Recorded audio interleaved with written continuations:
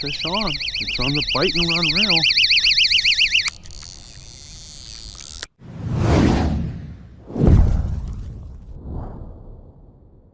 Welcome back to Fishing with Vance. It's a beautiful, beautiful morning here in June. It's actually kind of cold. It was 40 some degrees when I woke up. I'm a little late to the lake. Sorry for the sun. But I'm going to switch it up today. Going to do a little bank fishing for carp. And we've been doing this here and there throughout the last few weeks. Just haven't had a chance to film it and put it on the channel. So today I thought I would step through our process, how we go for these carp. A lot of this stuff I learned from other channels, like mostly Luke from catsandcarp.com, and now recently starting to watch a channel called Outdoors with Tom. But Top Tactic Fishing, all those guys. But anyway, we've been doing this too. We catch carp, and it's a good time, but we use a lot of those techniques. But sorry guys, I gotta talk over this one right there.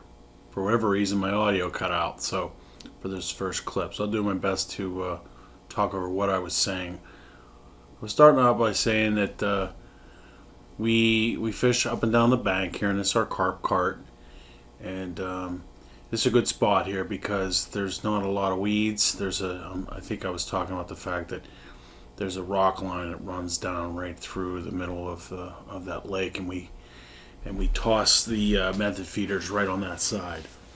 So I believe that's what I was talking about. I use the carp cart there as now it's my area that I kind of bait out of. I used to do a table and all that good stuff, but don't do that anymore. And I'm kind of going through the fact that, you know, I have all my gear here, and so I'm going to get out. That's the mat that we lay them in to weigh them. It's a little on the small side. I probably should get a bigger one. We've had a few fish fall out of it. And then I think I'm looking for my scale. Yep, there's my scale. And it works for the most part. Somehow I lost the battery backing to it. And then the all-important rags to wipe your hands off after you put the bait on. So I got a couple bags of bait there, and there's my all-important cooler. It's the first thing in the morning this day, so there's no beer in there. It's just Pepsi and water. And then there's my panko mix. That mix is just this, it's my go-to mix. It's just panko, breadcrumbs, oats, corn, and strawberry jello. That's pretty much it. There's one can of cream corn and one can of whole corn in there. Looks like there was a leftover PVA bag from Penner. So that's what I'm talking about there. Just mix those up, mix a couple bags up. Those 2 bags will last me, 3-4 hours. I've been trying to get it a little on the drier side. I think that's what I'm talking about here, because it seems like it's breaking away from the method feeder a little better. The breakdown rate, as they say overseas, is a little better as I've been leaving it a little drier. You lose a little bit more when you're packing it on the feeder, but it's still, I think, when I'm bringing it back in, there's all the panko is off the method feeder. So I think that's what I'm talking about here. I can't actually remember. And then, like I said, I use this cart now to as a baiting station. We used to have a table and a tent, and then we may do that if Catter comes, because he likes to bring a lot of food and whatnot, and if it's going to be a long session. But this, leaving them right there, that's what I'm talking about. It makes it very easy to bait everything right there. And then I just bait them one at a time. The pole holders are already in the ground over there. Now I'm talking about my new reels. Those are the Bait Runner from Daiwa. Bait and Run reels. It's a 3000 series reel. I really like those. I'm starting to cut over to those for carp. Those are the ones that have the 2 clutch system. And I think I catch fish later, and it gets displayed how that all works. But It's I got a new pole too. I'm starting to upgrade some of my catfish and carp rods, and in the past, the last couple years, especially the catfish rods were sort of the hand-me-downs that the JV rods that got kicked to the curb, former bass rods or carp rods. So anyway, so I'm starting to get some new carp and catfish rods, and that's what I'm showing there. That first one is this first one. This is the ugly stick of my dad's. We call it the OG because it's just this. That thing's bulletproof, and it catches the most fish every time. I don't know why. The rest of these are all they're all Veritas rods from Abu Garcia. They're all medium heavy. It's actually a nice setup for you get a 15-pound carp on there. You handle them well. And those first two rods reels that I'm talking about there, those are those Fluger Arbors, and I think those are the bigger versions, the size 40, and they cast really well. They don't have the bait and run feature, but they're nice. The last one is just a standard Fluger President. So then I'm gonna start baiting up. I'm gonna show how I do it. Like I was saying, I got it a little drier now. And I think that's a better thing. And I know another thing I said on this video this day is for the first cast of the day, I tend to put a little bit more pack bait on. From the other channels that I talked about, you're trying to get, as they say, the swim going. So I put a little bit more bait in the water early on to try to get the carp to come in. I didn't chum ahead of time at all. I just threw this. I didn't chum the night before. And then I'm just sticking it's a method feeder to a hair rig with a piece of corn, fake piece of corn, and I'm just sticking it up into the ball there. So that's just so when you cast, it doesn't get all tangled up when it's flying through the air. Now the downside of this, this old ugly stick of my dad's is I can't throw this very far. I can't cast this. That's a pretty short rod. I think it's only 6 foot long, but it does the job. So we'll never get rid of that rod. The OG does the job. So I'm just going to start casting them out and trying to stay. I'm talking about there that I want to stay on this side of the rock line. The other side gets pretty weedy, and so then that's the idea. So I think I have it packed on there pretty good, and as you can see, I don't throw it all that far. And then this is one of those Daiwa bait runner reels. So what I'm talking about there is something that Luke always talks about. When you first cast, you don't want to just start reeling back in because you're going to pull your method feeder away from your hair rig. If it drops in, a lot of that's going to break off. And if I open the bail and let it drop straight down. Now I'm setting the clutch, and then I was showing how it clicks whenever the fish runs. And then when you pick that thing up, you just hit the clutch, and then the fighting drag is good for that's set on the top of the reel.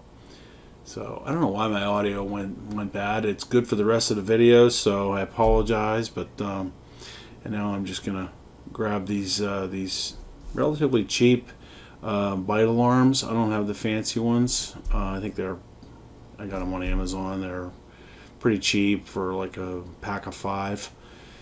I'll put a link in the description for them if you want them. But that very first one I picked up, the battery was dead, so I got a new one. I think I tested it on the camera, and that's it. Sorry for the camera moving around. The thing's up on my head. So you just clip it down there, and then looks like I need to do some new line there, even though I just put that on, so I'll get a little twist. The line I put on is 20-pound mono. I'm a monofilament kind of guy, so mono's probably getting a little long in the tooth. I probably need some new stuff because I just put that on that new reel. So, but anyway, so that one's set, and that's it. I think that's all I talked about. I went and baited the rest of them up, and then bring you back. I think the audio works for the rest, so thanks for coming along. I appreciate it. Stay tuned. See what happens on fishingwithvance.com. Alright guys, there's the setup. They're all in the water, and not much to do now but just sit and chill, relax. Hope to hear that bite alarm. I hear the bite alarm, I'll bring you back for the hopefully catch a carp. Let's see what happens. All right, guys, it's been about 20 minutes, no hits, but I like to go, and this varies. I've asked a lot of different of the carp fishermen how long they go between baiting their method feeders. Some of the guys overseas, they tend to do theirs. Some people answered me that they will load their method feeder at first, like every 15 minutes, just to get, as they say, the swim going. Whereas others, like I said, Outdoors with Tom, Top Tactic Fishing, and of course Luke from Cats and Carp, they go a little longer. So we've kind of struck a happy medium. I've gone with about, our rule of thumb is usually around 30 minutes. So about every 30 minutes, we go ahead and rebait the method feeders. That seems to work, but if anybody knows, if anybody has a different opinion, I should say, how often, if you carp fish with a method feeder, how often do you rebait? Do you do it more early in a session? Do you do it less? Leave a comment. I'd love to hear from you how often you rebait your method feeders and what works for you. Right now we're coming out of the spawn. I think there are still some spawning carp. See them flashing around here and there, but for the most part, it's middle June. Sorry, as the trucks go by, and there's an RV actually. And anyway, we're coming out of the spawn, so these fish should be getting on the feed here. The last few sessions we've caught more. It's slowly gone up, instead of catching one or two. Penner has caught, last time Penner was out, he caught 4. There's my phone ringing. Alright, I'll get that. Hold on. Fish on. Maybe. Alright. On the bite and run reel. So that was cool. I usually take these off when I'm fighting it. I'm going to try to bring this guy this way, keep him under my other lines. He doesn't feel huge, but that's okay. I'll take any size carp I can get. These bite and run reels are pretty sweet. This is a brand new setup, so kind of cool. That first fish is on the bite and run reel. Yeah, it's a little guy. That's okay. That is cool. He jumped. He thinks he's a bass. He thinks he's a bass. The little dude. We'll just beach him. That's awesome. All right. So I'll get him in the net, and then I'll come back to you. Fish on already. Brand new setup. The dial with it. It's a job. Love it. FishingWithVance.com. Alright, this first little guy, he's 7 pounds. I'll take it. Take him all day long. Let's get it back. First fish of the day. Let her go. There you go, babe. And off she goes. Alright, success. Worked. New rod too. Love it. I'll take it. Put some more back in the water. Carp number 1. Another fish on. It's on the bite and run reel. And that's how it works. The clutch goes down. Now this feels like a better fish. Same spot. pretty cool how they switch that clutch down and then you're fighting on the top. And he's out there pretty good. Pretty good run. This is on my new setup. I just broke this. I just got it yesterday. Spooled it up, and as they say, it is a virgin no more. I did put him in the prime spot over here. Again, it's not a huge carp, but they are all fun. Look at him running over there. That's okay. You go right over there, partner. He's a little guy. That's okay. I don't even have to net him. I should be able to just bring him on up.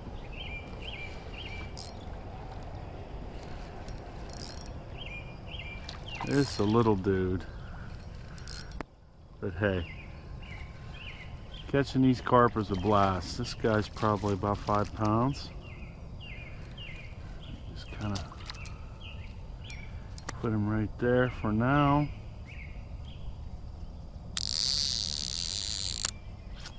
And tell you what, I'm going to put this right back in my rod holder and get him off the line. There he is. Get a good look at him. He's a little guy. I'm going to guess he's about 5 to 6 pounds. Let me get him in the scale and we'll see what happens. I'll be right back. Like I say, he's a little dude. He's not gonna quite go 7 pounds. About 6.5. Alright, little man. Easy, partner. Easy. I'll tell you what. We'll release you right in this.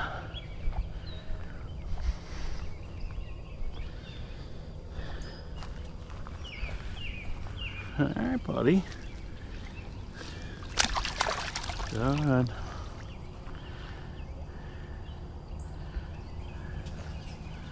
It's 2 little ones. That's okay. 7-pound fish I'll take any day over sitting doing nothing. Probably need to get a bigger harness here. But yeah, you catch a bunch of those 7-pounders, which again I'll take all day.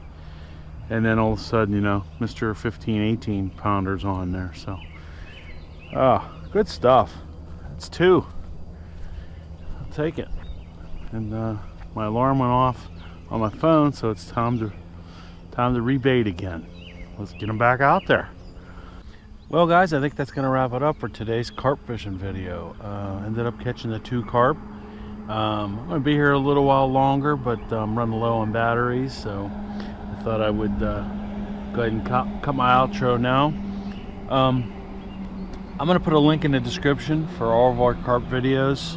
We don't have that many compared to bass fishing, but we did have some crazy times carp fishing, so I'm going to put a link in the description of our playlist of our carp videos. So if you want to see more of our carp videos, definitely check those out. We've caught some big boys, and I actually have one in there where we mix the bait, things like that. So I appreciate you watching. Again, comment if you would on how often, if you're a carp fisherman, how often do you rebait your benthic feeders, and what's your go-to pack bait. Another item I wouldn't mind knowing is, what size hook do you use?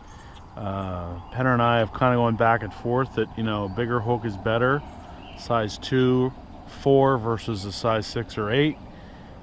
So let me know what you think and what you use on your hair rigs. So if you haven't subscribed, please subscribe. I'm pressing up on 3,000 subscribers, which is exciting. And share the video, and we'll go from there. But I love the comments. Stay tuned for more fishing videos. I'm actually going to do a review on these boots. A while back, somebody, a viewer commented that my shoes were, you know, old and looking crappy, and they were. And so I got these Columbia boots on Amazon, just took a shot, and these things are life-changing for me. My family is probably tired of hearing me rave about them. There were some downsides to them. I actually bought a second pair. I like them so much, but I'm going to do a full review on these. I'm not real big on doing reviews in the middle of fishing season, but these things are awesome, and I'm going to do a full review of what's great about them, and there are a couple things I would change about them, but stay tuned for that. I'm sure you guys can't wait for the fishing review on my Columbia Himalayan walking boot, or whatever they are, Columbian boots. I'll get the actual description. Anyway, thanks for watching today. I really appreciate it. If I catch one more carp, I'll splice it in, but if not, thanks for coming along today on this beautiful morning here in Pennsylvania on fishingwithvance.com. See you next time.